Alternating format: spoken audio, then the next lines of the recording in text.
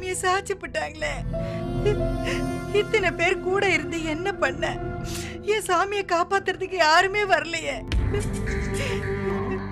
படுபாவிங்க ஏன் வீட்டு படி ஏறி வந்து ஏன் கண்ணு முன்னாடியே இந்த மாதிரி எல்லாம் பண்ணிட்டாங்களே.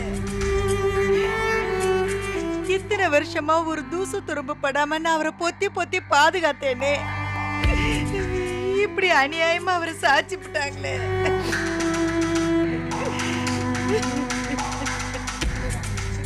அம்மா அழாதம்மா.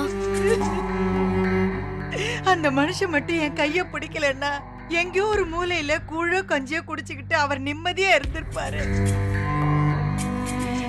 என் மனசு கோணாம என்னை வச்சு பாத்துக்கணுங்கிறதுக்காக கல்யாணம் ஆன நாள்ல இருந்து அவர் எவ்வளவு கஷ்டப்பட்டிருப்பாரு. ஒருவேளை கஞ்சியை கூட அந்த மனுஷன் நிம்மதியா குடிச்சதில்ல. ஒரு பொழுது அசந்து தூங்குறது கிடையாது. எப்ப என்ன நடக்குமோன்னு தெரியாம உசிர கையில புடிச்சுக்கிட்டே என்ன பாத்துக்கிட்டாரு.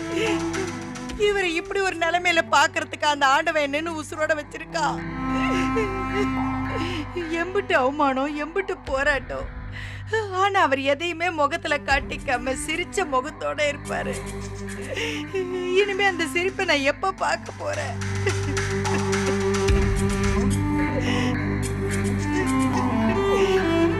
தனக்குன்னு அந்த மனுஷன் எதையுமே பண்ணிக்கிட்டது இல்ல. ஆசைப்பட்டு 2 சட்டை கூட வாங்கி போட்டுக்கிட்டது கிடையாது. எல்லாத்தையும் பிள்ளைங்களுக்கே செய்யணும்னு நினைப்பாரு. அந்த வீட்டு படி இறங்கி நான் வந்த நாள்ல இருந்து எதுக்குமே என் சொந்த வீட்டுக்கு நான் கையேந்தி போய் நிக்கல. எல்லாத்தையுமே தானா உழைச்சு சம்பாதிச்சாரு. அவரோட சக்திக்கு மீறி எனக்காக எல்லாம் செலவு பண்ணாரு. என்ன ஒரு குழந்தை மாதிரி பாத்துக்கிட்டாரு. என் பிறந்த வீட்டுல இருந்து நான் எதையுமே கேட்டது கிடையாது. ஆனா அந்த பாவிங்க என் தாலியவே பறிக்க துடிச்சிட்டாங்களே. நான் என்ன பண்ணுவேன்?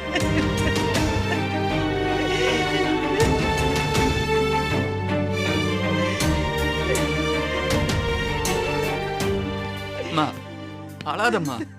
அப்பா கொண்டாகாது, அவர் வந்துருவாரு. தைரியமா இருமா. அந்த கோடாங்கி சொன்னது பழிச்சிருமோன்னு பயமா இருக்குடா. என்னைக்குமே எனக்கு இப்படி எல்லாம் தோணுது கிடையாது. ஆனா ஏதோ தப்பு நடந்துருமோன்னு என் மனசு கடந்து படப்படன்னு அடிச்சுக்குதுடா.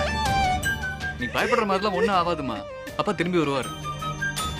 அவர் நம்மளை விட்டு போக மாட்டாருமா. அழகரு, ஏதாவது பண்ணுடா. எப்படியாவது அப்பாவை காப்பாத்துடா. நீ அழாதக்கா, தைரியமா இரு. பெரிய பெரிய டாக்டர்லாம் வந்திருக்காங்க, பொழைக்க வச்சிருவாங்க. வேற ஏதாவது ஹாஸ்பிட்டல் கூட்டிட்டு போலாமா? இல்லக்கா, இப்ப அப்பாவோட உடம்பு இருக்கிற கண்டிஷனுக்கு எங்கேயும் வெளியே கூட்டு போக முடியாது. எல்லாமே என்னாலதான். நான் தப்பு பண்ணிட்டேன். அவன் என்ன தூக்கிட்டு போய் தாலி கட்டினப்பவே அவனை உள்ள தூக்கி போட்டிருக்கணும். நீ அவனை மன்னிச்சு அவன் திருந்தறதுக்கு ஒரு வாய்ப்பு கொடுத்த. ஆனா அந்த சக்தி அவன் புத்திய காட்டான். அவனுக்கு இருக்குக்கா, அவனை நான் சும்மா விட மாட்டேன்.